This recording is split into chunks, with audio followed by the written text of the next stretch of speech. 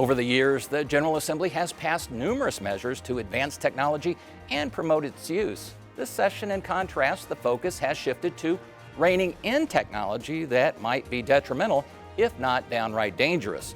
Lawmakers, for example, introduced bills to discourage the use of misleading AI-generated content in political campaigns, to erect guardrails around data gleaned from consumer genetic tests, and to ensure that no automated commercial vehicle takes to the road without a qualified human in the cab. Moreover, recognizing that they don't know what they don't know, lawmakers seem poised to create a task force that will study how artificial intelligence is used and/or should be used by various state agencies. That's a lot to process in a 10-week short session, never mind a 30-minute public affairs show, but as always, we'll do our level best.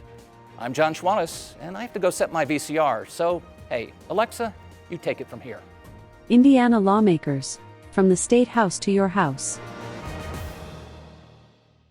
For our discussion about the nexus of public policy and emerging technology, we're going to forego GP Chat or ChatGPT or whatever they call it in favor of OG Chat, the old school kind in which the participants are real live humans and the intelligence is astute, not artificial. Joining me to talk about the state's efforts to capitalize on and not capitulate to the fourth industrial revolution are two forward-looking lawmakers who coincidentally both hail from Fort Wayne. Third-term Republican Senator Liz Brown and first-term Democratic Representative Kyle Miller. Thank you both. And just to be clear, when I talk about astute intelligence, I'm referring to my guests. I make no claims on that regard myself. Before we move forward in this interesting new world, let's take one step back. Last session, one of the most significant bills and one of the quickest ones to reach the governor's desk was Senate Bill 5. That was your bill, Senator Brown, that dealt with data privacy. Pretty significant bill. Why was that a priority for the caucus and for you? Well, I think everybody's concerned, right, about who has their data and how they're using it. And so that was actually the second year that we tried to move it through. And I think that was good. We had a lot of conversations in the year while we waited to bring it back last year. People need to understand it a little bit and also strike the right balance between, businesses who need our data in order to perform and give us the services we expect, and then also consumers who want to make sure that they have some control over it. And in theory, still time to tweak it, because even though it was enacted last session and signed last year, it does not take effect until January 1st of 2026. The thinking there is what? The thinking was only a few other states have done this. I think we were seven? Yes, I was going to say. When we started 2 years ago, we would have been six. We were seventh. But to make sure, obviously, big companies that are global were already going to be enacting the same parameters that we were requiring. But the concern was if you're an Indiana business and this is new, we want to give you a year or two to ramp up, because there are certain things in that bill in terms of doing assessments and being able to access that data quickly for consumers that we want to make sure it wasn't too burdensome. Representative, you liked it enough to vote for it. I went back and looked at the tally. Some critics say, it still puts too much of a burden on individual consumers, because rather than having, for instance, a single opt-out, they have to sort of go company by company and search through the internet and deal with, theoretically, I guess, hundreds, if not thousands of companies. Also doesn't deal with state agencies. They're exempted from that. Does it go far enough? And would you like to see changes either before the enactment date, or the effective date, January 1st of 2026, or is that something that you think will be further molded down the line? Sure. Well, I think much like a lot of what we do in the legislature, nothing's ever perfect. We're all trying to do the best that we possibly can. Senate Bill 5 was an excellent bill, an excellent start on some of these discussions. And so, I applaud Senator Brown for bringing it, for authoring it, for working it through that process. It's definitely needed. And then as we go forward, we'll see what changes need made. And what we can do as technology continues to change and as consumers continue to give us feedback on the process. But I think for now we are well on our way and one of the front runners in the country on this topic. And so I think we're in a good spot, and we'll see how we move forward. Do you find it interesting that states are in front of the federal government on this? I know the federal government has tried, although it's had difficulty doing much of anything in recent years. They've had proposals, but have not had any significant change at the congressional level. And yet states, you mentioned we were number 7, and now I think it's probably several dozen, have addressed various aspects of this. What does it say that states are taking on this issue? Is that where the regulation for these things should reside? You know, maybe not. When I first introduced it, there was concern that we would be creating a patchwork because California had a very different model. This was originally modeled on Virginia's law and other states that have enacted a Utah, Colorado. The first bill was the European Union model. Yeah, which then would you have decided been, to go American, right? That would have been extremely different. But that's because, you know, you talk to all the constituencies and say, you know, how is this going to fit for Indiana? But I think that probably the fact that we sort of conformed and tried to find a common middle ground was helpful. But sure, the federal government should be stepping in. They've had a bill on their desk for years and years. But I think that's why it had bipartisan support, because we realize they're not going to be doing anything anytime soon, and our constituents have significant concerns, and that's not going to go away with the type of technology we're using. So are these essentially placeholders in a way? Presumably the federal government will have to deal with this at some point. If for no other reason, the enforcement mechanism seems better suited to the long arm of the federal government as opposed to individual states, which would try to police this. I think that you know, we obviously would probably prefer that the federal government make some moves on this, but until they do, states can be sort of laboratories for this issue, and there may be something that our federal, our congressional delegation looks at from Indiana and takes some pieces of Senate Bill 5 and some others, and then from pieces from California and some other states, and kind of put together a comprehensive federal piece of legislation. So I think until they make moves, I think that it's good that we're all having this discussion state by state to see what works here, what works in other states, and come to some solution. And you're probably willing to let this serve as a model for the federal government, right? You don't Sure. have you have the copyright on it, and the T-shirt concession. Happy to help the federal government do their job. So last year, the buzzword, obviously, we just talked about, was cybersecurity and data privacy. Technology is still back this year, but with a bit of a different flavor, a different twist. It's more about how to deal with artificial intelligence, which I think I, for one, probably, I don't know when I learned what that term was. I think it used to mean associate instructor at the college level or some other things that weren't germane to the subject at hand. It looks like we're trying to protect, rather than consumers, this time we're looking at vulnerable children, we're looking at victims of sex trafficking or victims of so-called revenge porn that's manufactured through digital means. We're looking at filters for cell phones and other digital platforms that might be available to young people. Is this the next frontier we need to address as AI?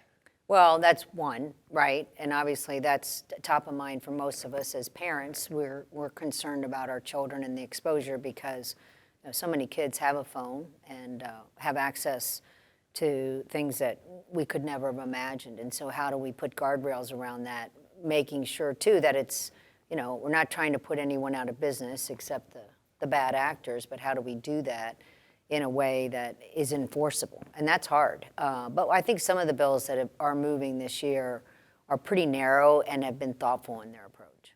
And I mean, some of them are easy to understand. For instance, curbing the use of cell phones in classrooms. I guess teachers and superintendents just say, from this point to this point, you're going to go plug into the charger, and I don't want to see them in hand. But when you get into the safeguards about filters and digital platforms, that's a little bit tougher, certainly to police. How do we do that? It's very difficult. As we were crafting the legislation around deepfakes or fabricated media in elections, we had to be Which is a bill you're on. Yeah. Yeah. We had to be very intentional and very careful about not just including all fabricated media, because if a wedding photographer were to touch up photos, technically that could be fabricated media. It was digitally altered, and so the emerging technology around artificial intelligence is vast and very, very interesting, and has a lot of applications that can really assist our lives and make our lives better. And it also has a lot of facets that can really be damaging and harmful. And so sort of taking this piece by piece and sort of going, okay, this technology's here. What are some of the ways we need to curb the use of it now, like in elections, like making sure that what is put out there in something as important as an election is legitimate, is kind of the first step in getting, as a legislature, getting our heads wrapped around what this technology is, what it can do, what it's capable of, and how we need to rein it in, if at all. And since the elections are looming, both primaries and general, let's focus on that sort of as we tick through these pieces of legislation. Unlike your data privacy bill, which had a 2.5-year lead time before it took effect, most of the bills that relate to election content that might be a misrepresentation or a deep fake, I guess is the term, they're deemed emergencies and would take effect on enactment. Are we seeing, am I missing something? Are things happening? I know in New Hampshire, there was the audio where Joe Biden purportedly told Democratic voters to stay home. I'm no expert. Didn't sound like it was very authentic to me, but I know maybe the technology at their fingertips wasn't what Hoosiers might have. Are we seeing problems? Why this hurry-up offense here? I don't know if it's necessarily seeing problems or also trying to at the same time be proactive. And these are first steps, but it's difficult, right? Because there's also, the First Amendment of free speech. And so when you're talking about political issues and two sides may have a disagreement, at what point, do you, the deep fake we think is fairly obvious. So it's a lot harder than one might realize in trying to craft these bills to allow the free exercise of political discourse, and at the same time, and even maybe not necessarily being totally accurate in your information, not deliberately misleading, but because, the political rhetoric gets to a hot level, and at the same time making sure that people aren't deliberately manipulating information, and, to the point of pretending the video or the audio is from someone when it's not. So it's hard. I don't know if we've had any incidences in Fort Wayne. We're pretty honest, straightforward people up there, but I don't think it's something we should be ignoring. And again, the details are always the challenge here. Is I think most of the bills were drafted. It's 90 days before an election period. I guess you can go crazy on 91 days before, but you better walk the straight and narrow at 90 days. And then the enforcement mechanism is interesting. Different states have looked at different approaches. As I understand this, the aggrieved party, the person whose likeness or words have been distorted, would have the ability to essentially sue civil action against the alleged offender, as opposed to some states which have tried to assign criminal penalties, misdemeanors, I think, typically to it.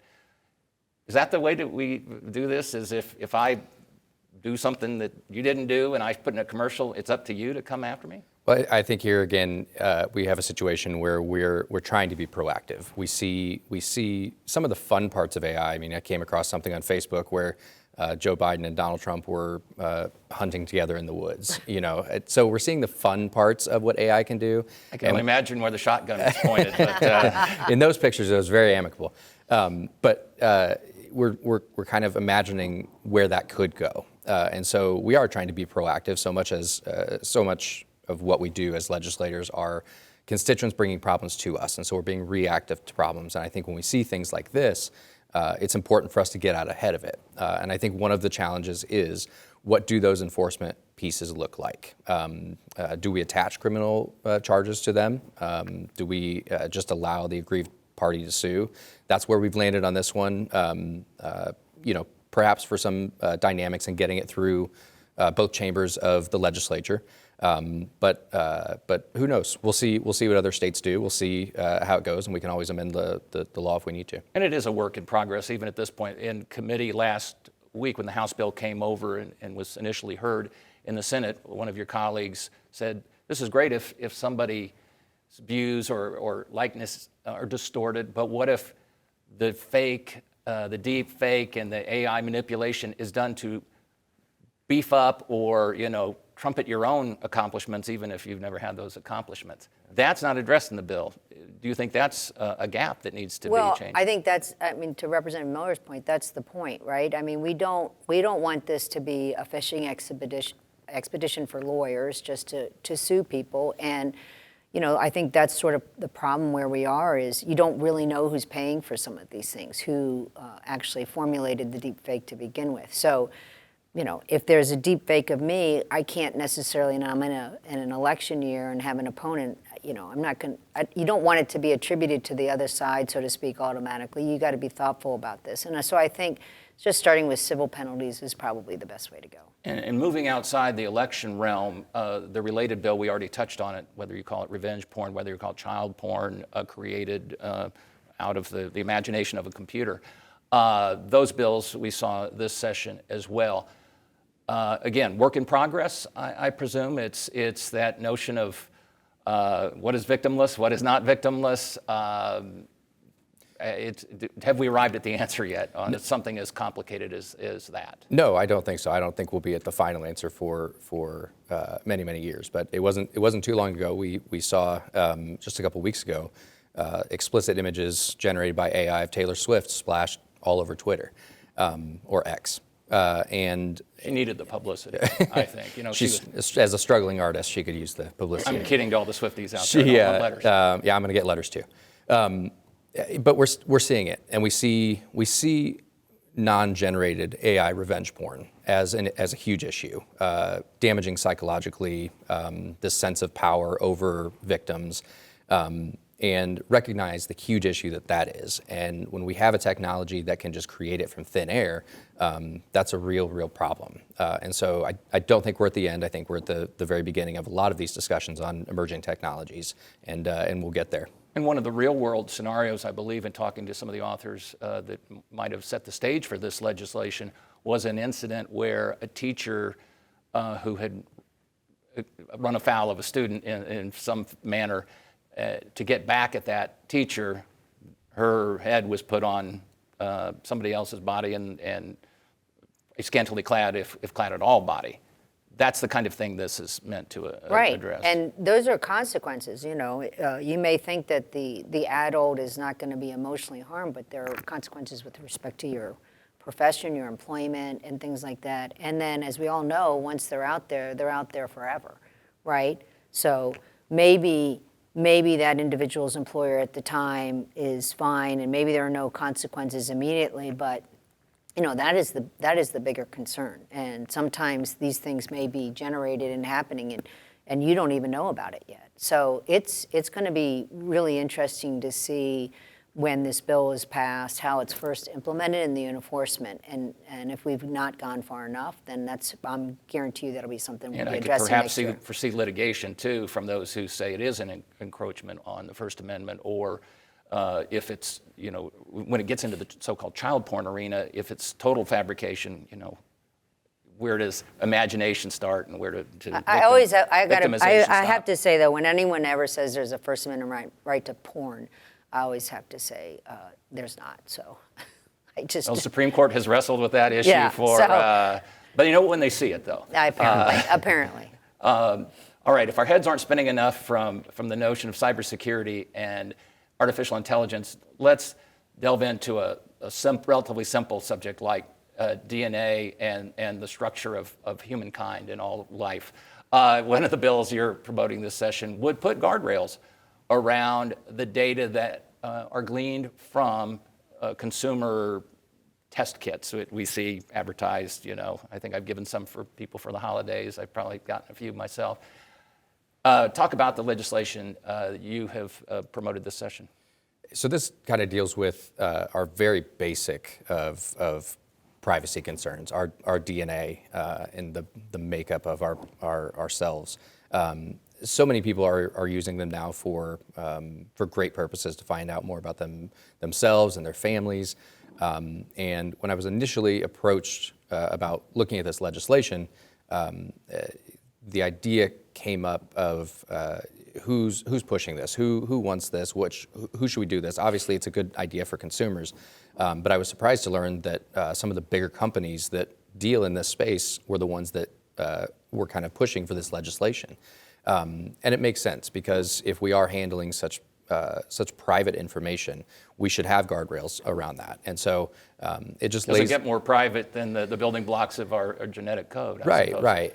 And so we wanted to put guardrails around the use of those and allow consumers a comfortability with using these products and knowing that while they're voluntarily giving their DNA, giving that data over, it should be protected in all cases. So more disclosure on the front end, more buyer beware sorts of notification, and then the Sure. ability to get back some of that data if someone wishes to have it back. How do you balance that privacy notion with, we've heard about some of the celebrated cases, the Golden State Killer, I think, maybe I have the name of that particular serial killer wrong, but was done through a relative's DNA that was retrieved from a dumpster, et cetera, through that all, I think, could be traced back to one of these consumer kits. We solved a young girl's murder, long-standing, probably almost 15, 20 years because of the DNA. But the flip side is then there's also people's privacy. And I think some people don't quite appreciate how invasive it can be. They willingly take the test, and maybe they just wanted to do a genealogy tree and start the process. But there was this quite interesting story a few months ago in the Wall Street Journal where a sperm donor decided he would go and look up all of the children he fathered. And think about that. Someone knocks on your door and you haven't had that conversation with your child, or you just didn't really want that, or someone's adopted and they don't want someone reaching out, and you don't have to go through the normal legal processes that you used to, and all of a sudden someone is sharing information with a family member that you had never planned to do. So yeah, it's complicated. And I think when people use those test kits, especially in the beginning, it was kind of fun. What's my heritage? I'm not Swedish, I'm Irish, whatever, right?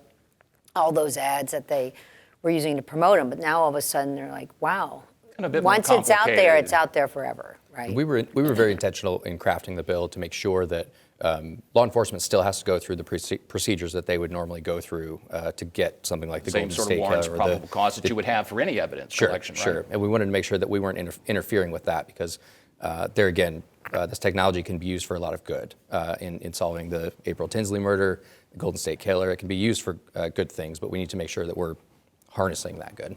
And of course, a lot of the things we've talked about, you've done your best, you and your colleagues, to sort of craft what makes sense, tooling it, retooling it, tweaking it. I'm intrigued, Senator, by what you've done with Senate Bill 150, which is essentially an acknowledgement that we don't have all the answers. There's no way we're going to have all the answers. So you want to create a task force to look at, initially at least, how state government is using or should be using AI. Because who knows where that leads. Tell us your thinking on setting up that task force. No, it's interesting. And when the bill was heard in the House, we had some experts come and testify, interestingly enough, against it because they think government's too slow. And 100% we're going to be slow, but it's not even really top of mind. And we need to understand that our agencies are already using this, local governments are using it. And at the same time, another big part of that bill is instituting safeguards and policies all the way down. I mean, our school systems have been hacked. That's right. It's every division, Yes. division of government, so- whether that's a research institution at the post-secondary level or a grade school. Exactly. And frankly, many, many times, all of our local somehow we're integrated all the way to the state level. So if there's a bad actor at the lower level who somehow gets into our system, if you will, it can go up all the way up the chain. And then nefarious things can happen. So I think that's the idea. Let's start making everyone very purposeful and looking at safeguards, and at the same time understanding that these are opportunities here in the AI piece, but there's also a cybersecurity component We'll to be that watching bill. that. I think the deadline, if that's enacted, would be October to see what. All right. I feel better knowing that we have smart people who are trying to get ahead of these issues, and I appreciate the insights that you've shared on this. Perhaps Hoosiers have a better understanding now of what's involved. Again, my guests have been Republican Senator Liz Brown and Democratic Representative Kyle Miller, both from Fort Wayne. Now we have passed the halfway point in this year's short, but by no means quiet session. Ever wonder why we have a long and short session in the first place? We've got you covered. Indiana's legislative sessions come in two varieties, long and short. Here's how that shakes out. In odd-numbered years, when two-year state budgets are crafted, the General Assembly meets for up to 61 session days, not necessarily consecutive days, and must adjourn by April 29. Sessions in even-numbered years, like this one, are capped at 30 session days, with adjournment coming no later than March 14. Now, unless otherwise specified, Indiana's new laws will take effect July 1, the start of the state's fiscal year. It wasn't always the case that we had a short session. They were initially designed to deal with emergency legislation, but in recent years, they've basically morphed into truncated versions of their longer counterparts. Don't think, though, that nothing will get done in such a short period of time. In a short session during Mitch Daniels' time as governor, right to work was signed into law, and in 2022, lawmakers cut Indiana's personal tax rate to 2.9%, proving plenty can happen during a short period of time. Of course, no matter how long the session is, you can count on the team here at Indiana Lawmakers to be with you every step of the way. And time now for my weekly conversation with commentator Ed Feigenbaum, publisher of the newsletter Indiana Legislative Insight, part of Hannah News Service. All right, we've been in the weeds. Let's climb out of the weeds. Give us the 40,000. Let's go up to the 40,000 foot level. What do we see there as we look at these issues? Well, I see that I probably won't be back next year as a commentator because AI will replace me. You'll have figured out some kind of generative way to do that. No replacing you, Ed. That I'm sure of. I think one thing that you saw in the roundtable is that this is not a partisan issue, and it's really more of a philosophical issue, and it doesn't really work into any kind of conservative liberal split either. And in the U.S. Senate, Senator Todd Young from Indiana is working very closely with Senate Majority Leader Chuck Schumer on AI issues, trying to prepare the Senate for what's coming up, and we're seeing the same kind of thing here. There's a Futures Caucus comprised of some of the younger members of the legislature that are looking at these tech and AI recently issues. Revived, just a week absolutely, or so ago? Absolutely. And this really is a new frontier. You've got just about every state legislature in the country looking at this. More than half of the state legislatures that are doing these kinds of things are looking at basically how to regulate deep fakes and how to regulate those kinds of content issues. And at the same time, you've got the federal government involved in this. Just on Wednesday of this week, the U.S. Department of Justice announced that they're going to be seeking stricter penalties for problems with AI, for crimes committed with AI, and they're trying to get at those deep fakes as well. You know, you make the point about this not being a partisan issue, which explains why a lot of these bills that are still alive emerged essentially on unanimous votes from the House of Origin. What is the danger then if there is no opposition and nobody's picking it apart? Because of the rapidity with which these things are moving, that we may end up with something that nobody wants or expected. Well, I think that we've seen in basically the last couple of years, the legislature starting to move toward correcting things that they've already done in the session before without even seeing how they've, the impact of those things would be. So I don't think that's any different. And you look back and you think about how things have changed over the years. Back when I was in college, if I had had the internet, I was there before the internet. If I had had the internet, my papers would have been a whole lot better. If I had had Google, my papers would have been better. If I had had Google with the thing that finishes your sentence and all that, it would have been better. And then you've got AI too now. And so things have totally changed. And our perceptions of what a good college paper is, a great college paper is today, have changed as well. And how those things are generated have changed. And that's part of the problem that we're facing today. This may be a solution in search of a problem or vice versa. And we've had some of these same crimes before. We're just looking at how they're generated today. Very good, Ed. As always, appreciate your insight. Thank you, John. Until next week, take care.